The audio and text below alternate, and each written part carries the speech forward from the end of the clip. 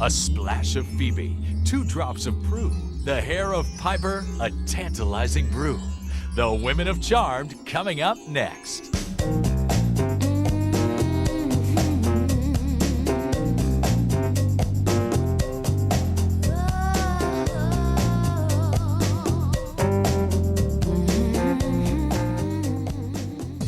Take 3 pretty young actresses. I think between the 3 of us, we have 50 years on television.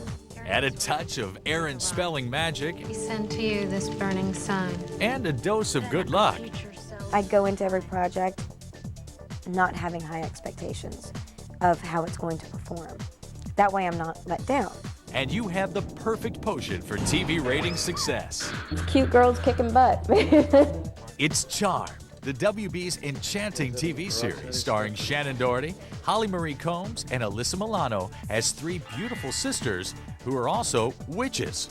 We're not trying to send a huge message out there every single Thursday night. You know, we're not saying like, do this, do that. We're saying, look at us, we're total goofballs, and we're having a blast. Great! Piper, Phoebe, duck! We're in a time that's about girl power, you know, and this is definitely 3 very strong women that are fighting evil and trying to save people. The good news is the spell worked. I also think witchcraft is just rising, because I think that kids, you know, the traditional religions aren't really holding true for the younger generations. Ever since we realized we have all these teenage girls and little girls as fans, we've tried to somehow put a moral message in, a family message or a value message in with, you know, our witchcraft. How can it be good to be witches if all it does is get the people we love killed?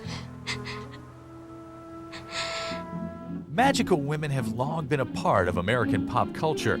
From the pointy-nosed villainess of The Wizard of Oz to the sexy young witches of the 60s, 70s, and 80s. Charmed creator Connie Burge and story editor Robert Masello are trying to update the witchcraft myth for today's audience. It's not the weapon that makes him powerful, it's part of what Libris has. I had only preconceived notions about what a witch was, and frankly I saw the pointed hat and the wart on the nose. So I bought an inordinate amount of books on the history of witchcraft, everything I could find. I mean, are you saying that she's holding it back purposely, or that she knows where it is and she's pointing them at it? I must say that Charmed is the only show that has a licensed, fully bonded demonologist, which is me, on staff. And as a result, because I've written books about demonology and the occult and witchcraft, I'm there to answer questions about how a demon would behave. Would he wear a hat to a party? What would he wear after Labor Day or before? I think with the show we try and base it more on fantasy stuff and not the real Wiccan values, because that tends to inflame a few people. We're either not technically correct enough or we're like too far away from the truth. So it's hard to kind of make everybody happy. The moment Phoebe says, aha, she's taken by the demon, that leaves Prue and Piper. They have to scramble, and they got to figure out. Executive producer Brad Kern and the show's writers always keep one concept clearly in mind. This is a show about 3 sisters who happen to be witches, not 3 witches who happen to be sisters. And that chronology is important because it tells us what our focus is. It's about the sisters. In fact, the Halliwell sisters of Charmed are actually based on the real-life sisters of show creator Connie Burge. I have 2 older sisters, and my older sister Laura is very strong, very driven, and so I attributed the characteristics that my sister Laura has to the character of Prue. Are you sure you're up for this?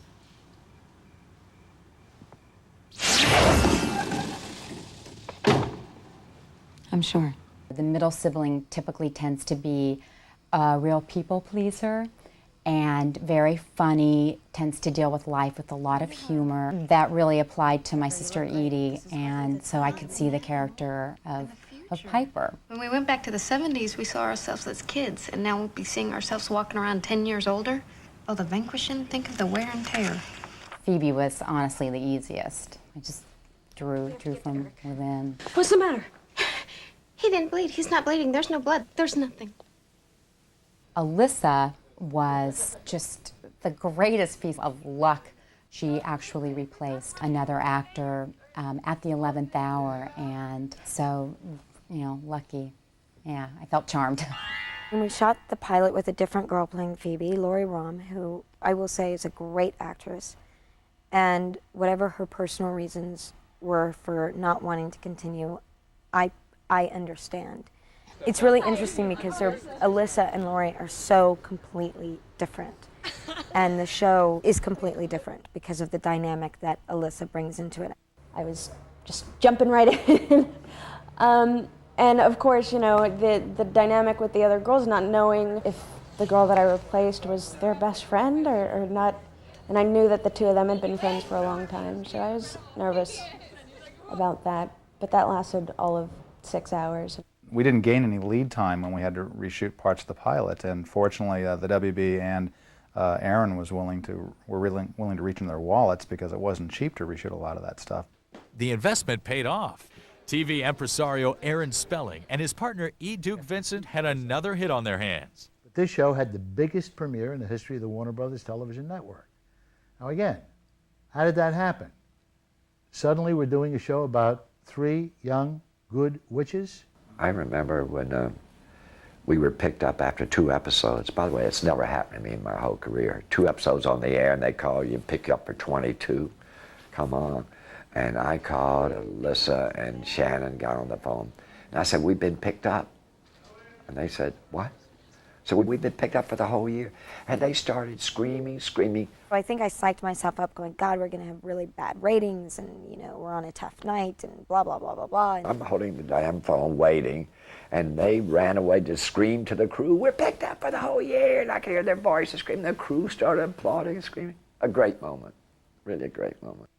Then the second season, when they moved us to Thursday night, I was like, oh, we're dead, we're killed, we're getting canceled. And Shannon let the CEO of the WB, Jamie Kellner, know her feelings firsthand.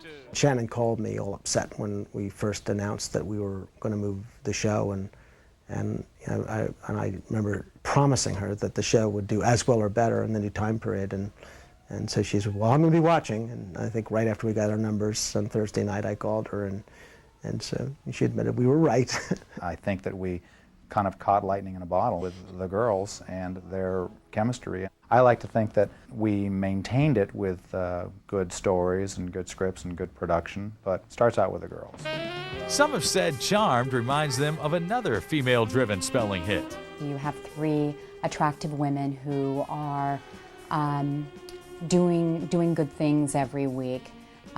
So yeah, I've been told that this feels like Charlie's Angels with broomsticks. I can see the comparisons, especially when, there's a Charlie's Angels shot of us like all 3 running down the street and you just feel it. You're like, oh, here's the Charlie's Angels shot. We're 3 girls and it's a spelling show and we always have great hair and makeup and great clothes.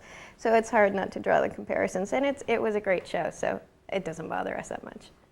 Buddy, what are we doing? We're getting a type 2, you Help guys. me help you.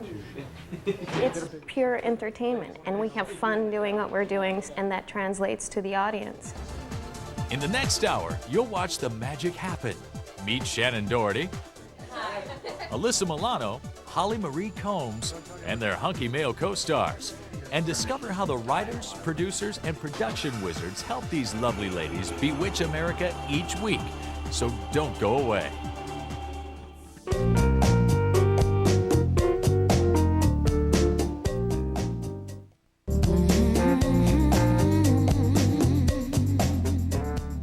This is Holly Marie Combs, and you're back with the Women of Charmed. Why would you want to be anywhere else? It takes months to produce an episode of Charmed, from story development through filming to post-production.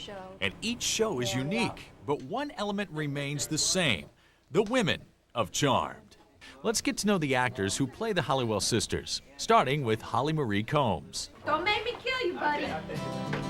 Holly started acting in commercials at the ripe old age of 10. She went on to appear in low-profile movies such as 1992's teen slasher flick Dr. Giggles. But in 1993, a little woman-to-woman kiss on the David E. Kelley series Picket Fences thrust Holly into the national spotlight and ignited her career. Sexuality between teenagers is just like so shocking. Picket Fences was more sitting around the table and talking, which is actually good. And I thought all this action stuff would be a lot easier than it actually was. Katie! Holly's charmed beginnings involved an old friend. Shannon and I had been friends for about 7 years, and we had the same business manager who also represents Connie Burge, our writer, so it was kind of an in-house production. Our business manager is getting fees from all of us now. The interesting thing is when my agent gave me the script, Holly had the script as well. And so when I went in to have my conversation with Aaron, I brought Holly with me. Aaron and I just sat there telling the network that Holly was perfect. I auditioned and I tested for the network and I went through all the gates and ran the gamut, and they finally hired me. I tend to be on the dark and serious side, and Holly's middle of the road, I would say. She can go comedic or go dark. Being around Alyssa, Holly's picked up a lot more comedy. Show creator Connie Burge was seduced by Holly's charm. Holly, who had such a wonderful resume with Picket Fences, brought just the perfect amount of humor and the kindness and the gentleness that I always thought Piper would have. My character is the middle sister. She's somewhat the peacemaker. She's always worried about something. She's very worrisome and a little bit neurotic. And she has the power to freeze time, which came out of her great ability to panic at special moments in time. Look, don't move. Okay, this is gonna hurt me a lot more than it's gonna hurt you. Piper's very different than me. She's a lot funnier than I am naturally. And she's a bit more high-strung than me. It can be exhausting to play her every day for 12 hours. She can get exhausting. Every episode that is about Piper, I always love. So like the Wendigo episode where Piper turns into a werewolf. Sounds ridiculous, but for some reason she pulled it off beautifully. I thought that was a really good one. She's definitely developed her own fan following and is a huge, huge asset to this show. Derek! Shut up! Sasha! Did you tell your Derek department men to be quiet? I can hear them all the way up here. It's just our AD staff. They're the ones that are supposed... Excuse me? They're the ones that are supposed to keep things quiet. I hear his voice the loudest. Shush! The atmosphere is crazy all the time. We usually, what we do is fun stuff, so it's impossible not to have fun with it. I still hear you. Shush! Don't make me come down there. Cool. We have just silly things. We have grape fights. So I think it was Holly picked up a bunch of these fake rubber grapes and just started throwing them at the crew. Friday night grape fight that I think I started. Or was it somebody else? And all of a sudden, everybody's being bombarded by these grapes. No, it was me. When she's not cracking up her coworkers, Holly's in character, breaking hearts. Dan! Hi. With Holly, she has such a gentle quality to her, so it's allowed us to explore a love triangle with her very successfully because we are really able to feel her pain and her struggle. Holly's something. She's like the girl that, she's like your girlfriend. She could be your girlfriend on any given moment. You just want to show her to Mom. Mom, this is the one. If Holly had the power to cast a spell in real life, she knows exactly which poor soul she'd target. I'd cast a spell on that AD down there to be quiet. He is so loud. He has the biggest voice. He's the one that calls rolling and quiet on the set. It's him making noise. Quiet, please. Coming up next, All right, let's add a single to this line, please. Hold up. the enchanting antics of Alyssa Milano.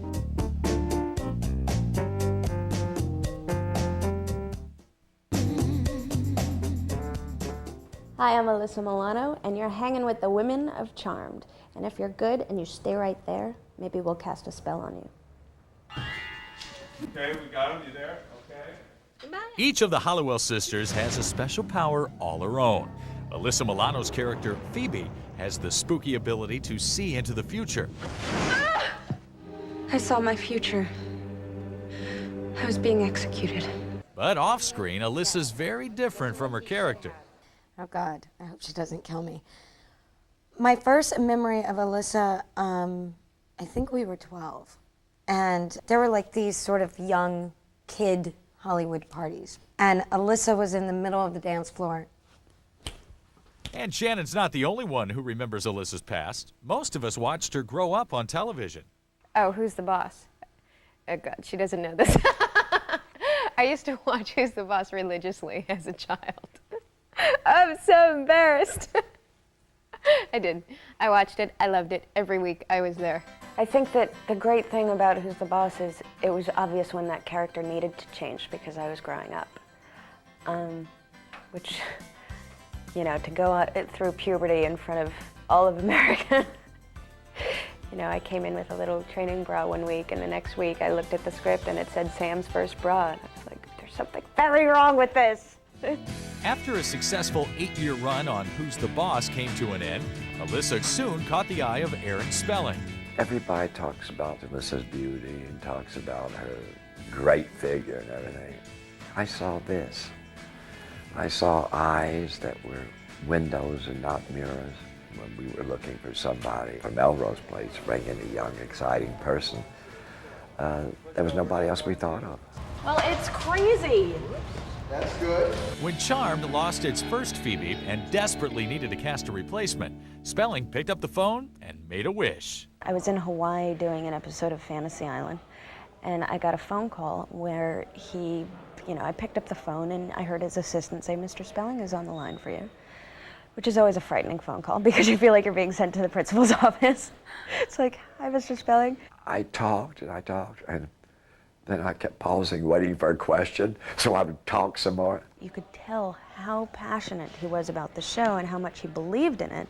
Tell you the truth, I don't know what the hell I said. So I was, you know, on the phone with him sort of like, you know, just loving hearing this sweet man talk about witches and warlocks. So he sent me the original pilot and the script, and that was it. I started work like 5 days later. She was very nervous. Her stomach was all upset. She had butterflies. She was very nervous and very quiet. But she was so sweet immediately.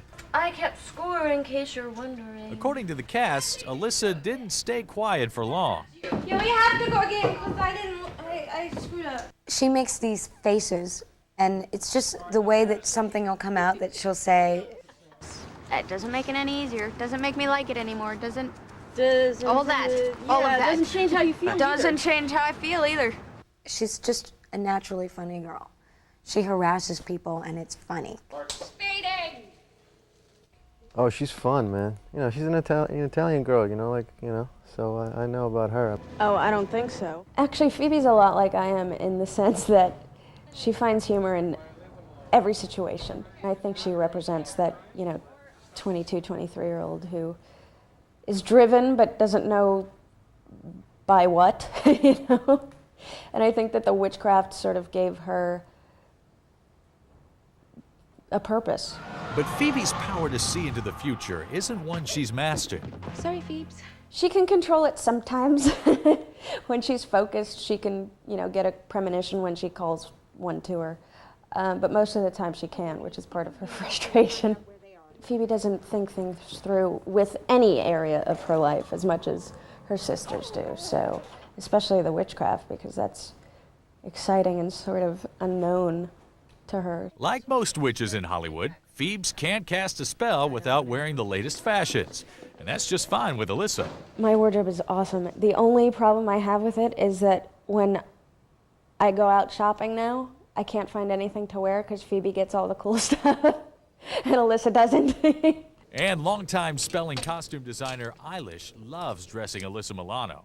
This little skirt is Alyssa. This is her little top. She wore this to a nightclub. A lot of guys followed her home. When we go back to the 20s, I'm evil Phoebe. I wore a black wave wig, you know, very period. We did very evil sort of makeup. This was the dress, and then this was the cape that she makes her big entrance in. She got into the character as far as the makeup and the way she walked, the way she talked. It definitely makes it easier when you look in the mirror and you're like, whoa, that's not me. Alyssa may get lost in her character from time to time, but here in the present, she's among friends. I feel that we're incredibly lucky that the three of us found each other. We all have horses, so we all have things that are in common. Holly and I keep our horses at the same ranch, so we go riding all the time together, and we're very similar. And very close. We're blessed in that way. It's like a big slumber party every day. We giggle a lot. Coming up next, It's a trap, so just stay away. Don't look for me. get personal with Shannon Doherty. We didn't have to get half naked. We just had to make out.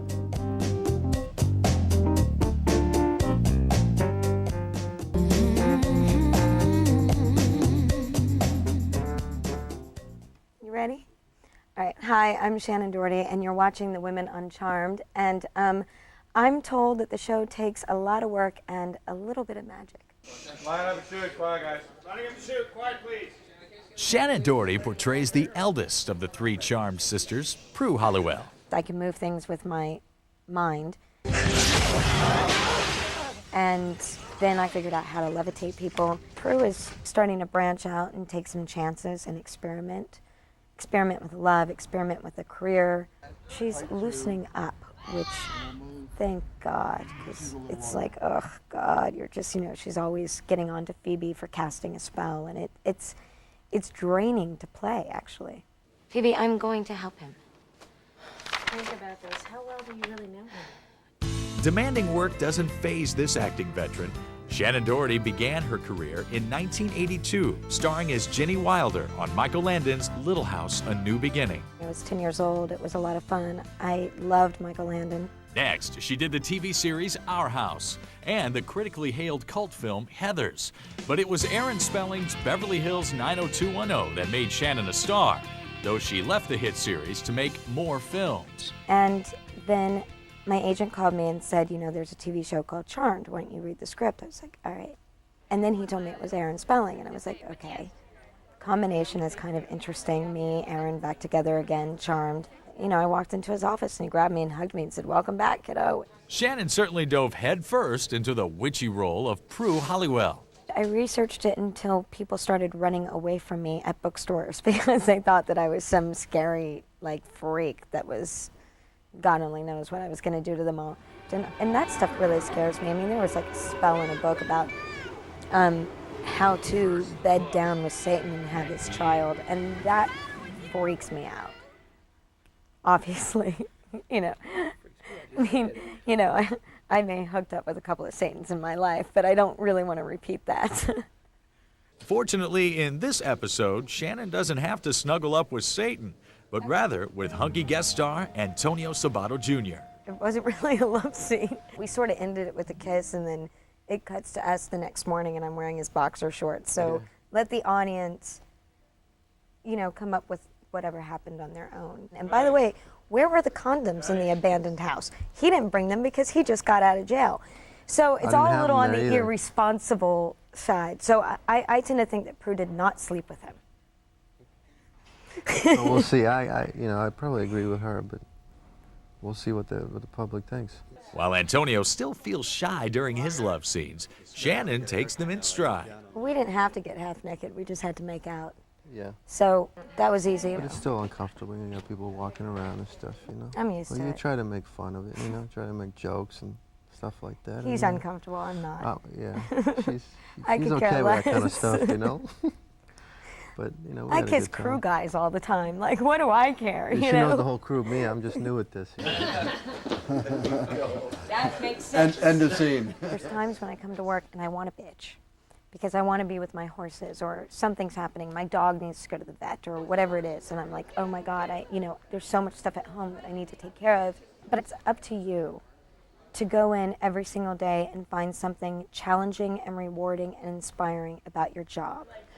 Okay. She's got a little bit of a photographic memory, which is really annoying because she can come in that morning and learn her lines in rehearsal and know them immediately.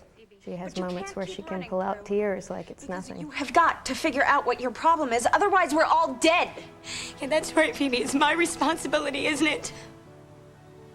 The oldest sister. Shannon knows her acting ability isn't the only reason viewers tune in. I have some really great clothes. I think Eilish does such a good job, and she makes every outfit interesting. Like the most casual thing where I don't have to worry about whether my stomach is sucked in or not is really nice. We did a show with Shannon, and she was playing a character as Miss Hellfire.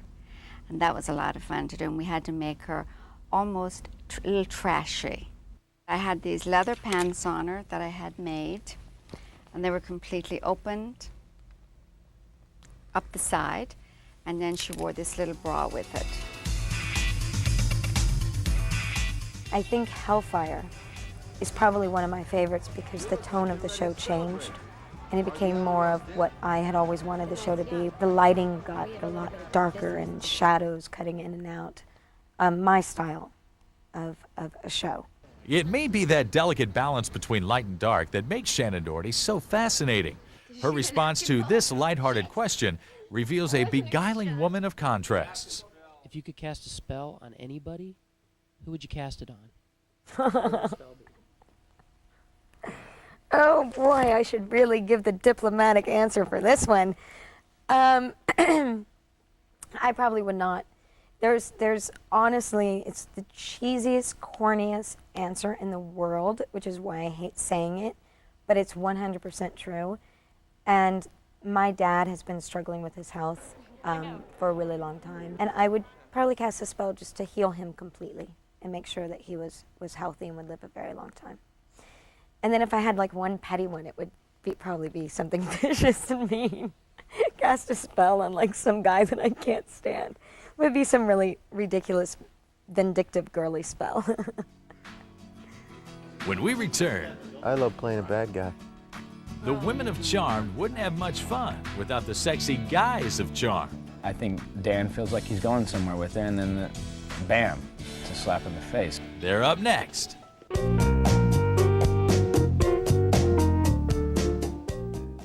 In this new... Hi, I'm Brian Krause, one of the guys of Charmed, and you're back here watching the beautiful women of Charmed, just like I do every day. Let me see.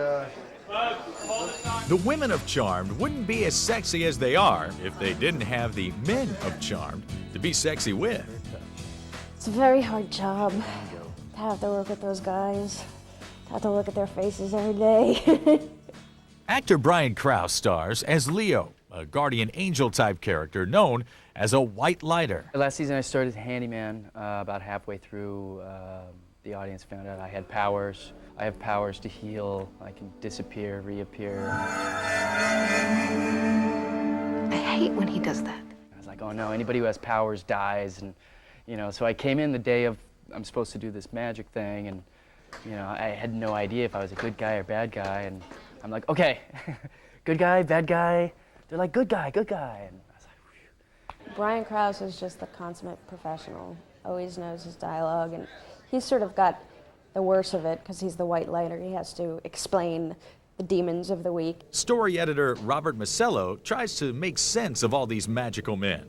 The white lighters are kind of angelic creatures, and in this case, Leo is the white lighter who has been assigned to the three Charmed sisters, and his job is to kind of watch over them and help them, but at the same time, he is, as the stories have developed, he's formed an emotional and romantic attachment to the character of Piper, so it's been very difficult for him to decide whether to remain on the higher plane as a white lighter. what had happened is I saved her when I wasn't supposed to, and they clipped my wings, the elders clipped my wings, and I'm like on suspension. We were dating last year, and then she found out I'm a white lighter, and it made it kind of difficult to kind of be together and have a normal relationship, so we kind of broke it off, and she met Dan, the neighbor, and they started dating. Actor Greg Vaughn portrays Leo's rival, next-door neighbor Dan Gordon.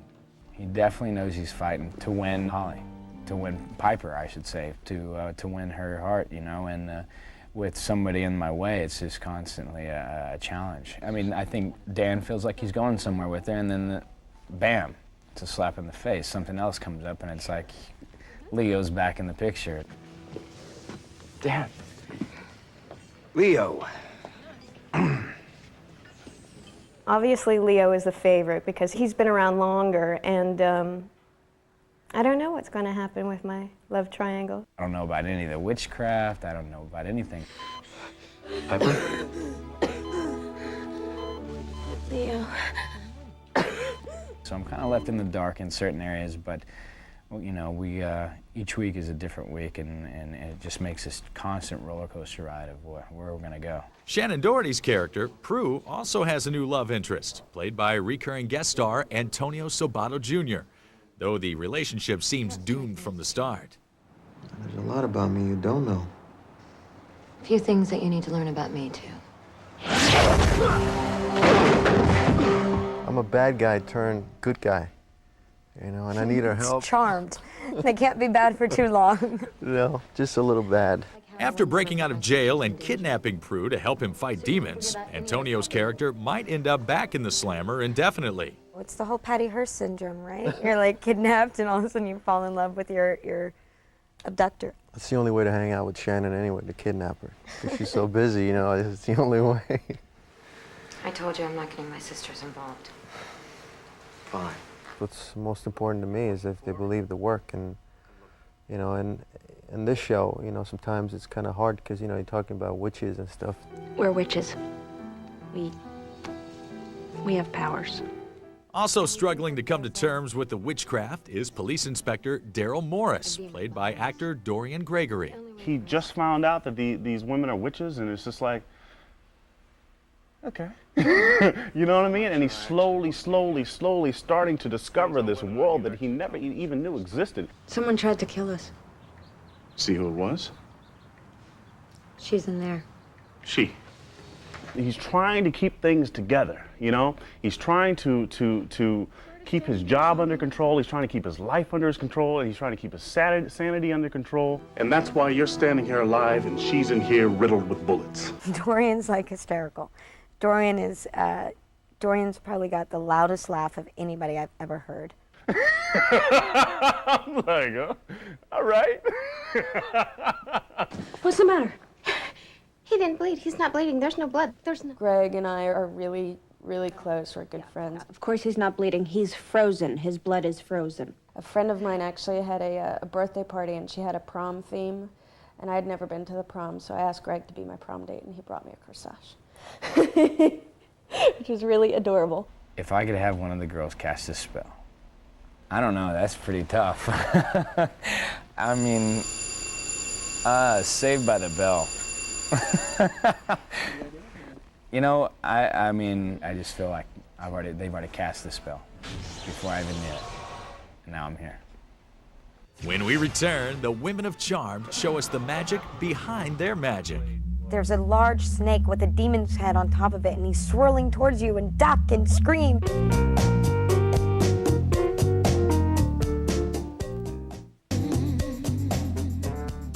Welcome back to the Women of Charmed. Powers, spells, witches, and demons. Charmed isn't your ordinary primetime television show.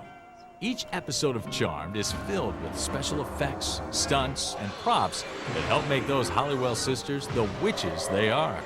Director Jim Contner has seen Charmed grow into a supernatural phenomenon. People love to be dazzled with special effects. I think the relationship with the three sisters works really well, and I think people respond to that. The fact that they're all really good looking helps. Executive producer Brad Kern oversees the magic behind the magic. Oftentimes they're acting against a green screen, and we're going to put in the demon later or the special effect, and they have to somehow imagine what we're going to be doing. Sounds easy, but it's not. You have to have such a sense of imagination and stamina to be able to look at a green screen and picture the scariest, biggest demon we've ever come up against. A lot, almost every week. Chris, do left and right, your full range of movement for your head. That's just my head. You're reacting to absolutely nothing, and that's the bad part, because I'm a very self-conscious person by nature. So I look around and I see crew members like watching me act like an idiot, and I get very like uptight and self-conscious. First AD Tim Longsdale has had his share of long days as well. The last episode, we worked with a lot of animals. We were in shooting in P3, which is the club in the show. At one point, the girls cast a spell, and all of the extras become animals. So we had the difficulties of not only dealing with animals on the set, but then doing it on green screen. With each new show, the Halliwell girls discover new spells and new demons. We're always constantly striving to come up with a demon that looks different or has different powers than the last episode. Turning into a hairy monster convincingly, which is a lot harder than it sounds, without making it look stupid or campy and make it seem scary and not laughable. And if that's not frightening enough, in one Charmed episode, Shannon was transformed into a man. All you have to do is visualize a man that you admire and then emulate him. You know, the walk will follow. A man that I admire. All right, I got that. Okay.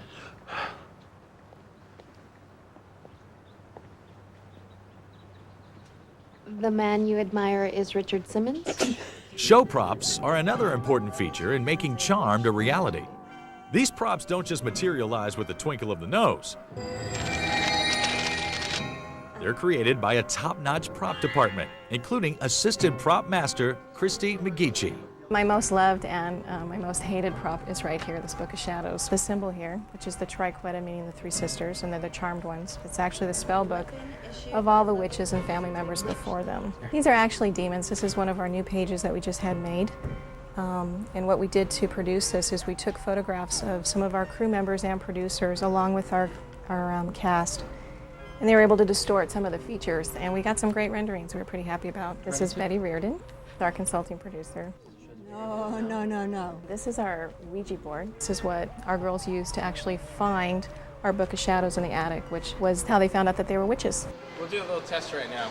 Visual effects supervisor Steve Labed works his wizardry bringing objects to life for each show, like this fireball. We'll go ahead and stage the shot and talk with the director and plan out exactly how we're gonna shoot it. And then once we have those pieces, then we go to stage later on, and we have special rigs that we've built to give us some very stylized looking fire, flames, and fireballs. Crew's telekinetic powers may seem effortless on screen, but it's the result of painstaking labor from stunt coordinator Noon Arsadi and his team of dedicated professionals. We have a stunt coming up here where we're going to actually launch a person who's supposed to be telekinetically moved through a window. I would not want to be pulled through and thrown into a wall, you know, and everything then falling face forward. I think I got a better job. The girls actually are extremely game for, you'd be surprised. I'm like, I bite my nails daily. And yet, we do have some stunt girls that are extremely qualified and do some of the more hellacious stuff. The final step for most special effects is done at Encore Video, a post-production facility.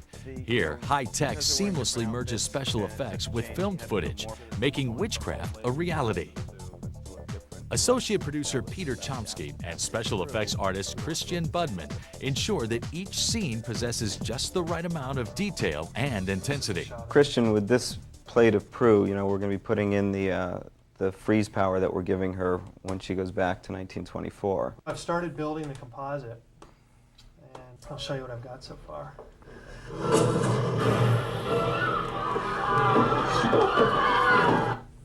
Executive producer Brad Kern is involved in the development and fine-tuning of the show's effects. This is Astral Prue. This is Prue's new power from telekinetics. She has the ability to project herself into a different room. She's actually literally in two different places at the same time. I hope that they get fun with it. Like, sort of what would have been great is in Antonio's and I's love scene is if she on accident like astral projected in the middle of like making love and ended up somewhere else. We'll let you figure that one out. When we return, none of us are willing to cut our paychecks down for him.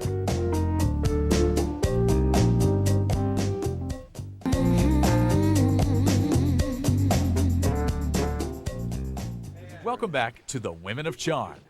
Rolls out. With another episode on the air, the producers and writers are already working on shows months down the production pipeline.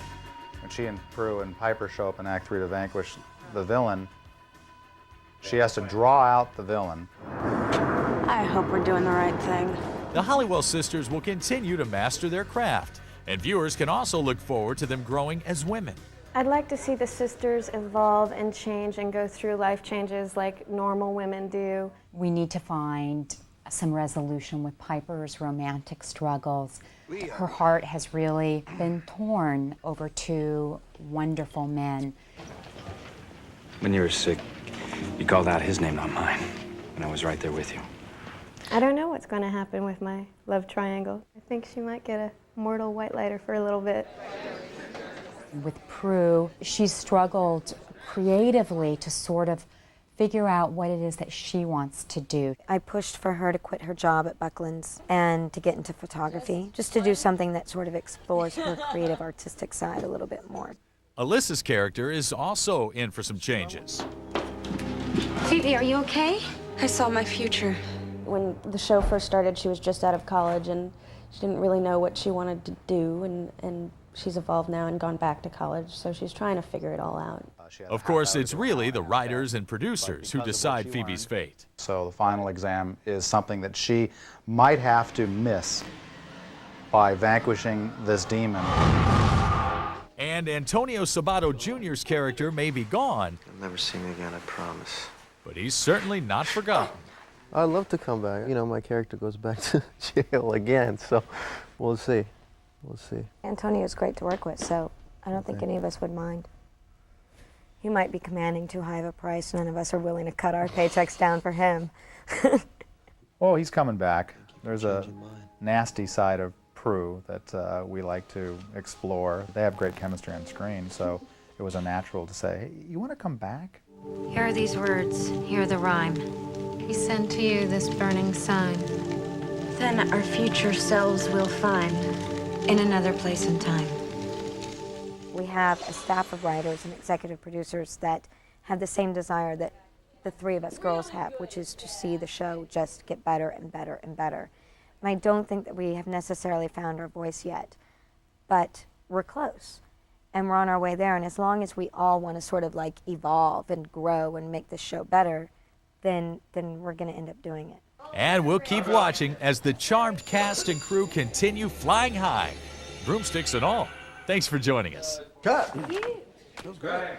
That was excellent.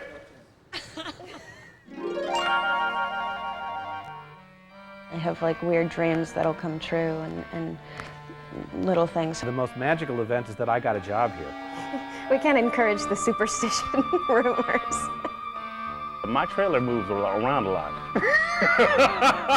There you go. I'm feeling a little tired. I can't cast any spells today. Can't protect you from any demons.